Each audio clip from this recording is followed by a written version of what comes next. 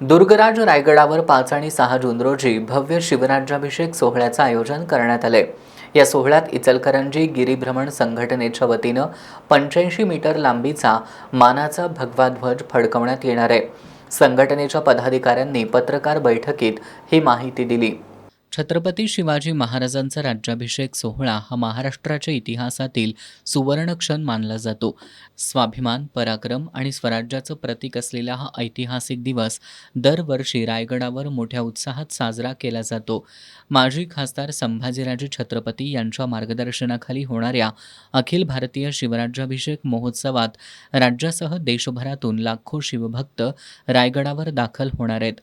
दरवर्षीप्रमाणे इचलकरंजी गिरीभ्रमण संघटनेला रायगडावरील नगारखाना परिसरात 85 मीटर लांबीचा भगवा ध्वज फडकवण्याचा मान मिळाला आहे।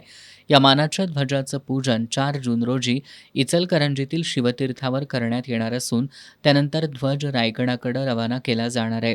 गिरीभ्रमण संघटनेच्या पदाधिकाऱ्यांनी पत्रकार बैठकीत ही माहिती दिली। इचलकरंजी शहरातून 4 ते 5 हजार शिवभक्त शिवराज्याभिषेक सोहळ्यासाठी जाणार आहेत। टाकळीतील एका शिवभक्ताच्या वतीनं सुमारे 50,000 शिवभक्तांना कोकम सरबतचं वाटप करण्यात येणार आहे।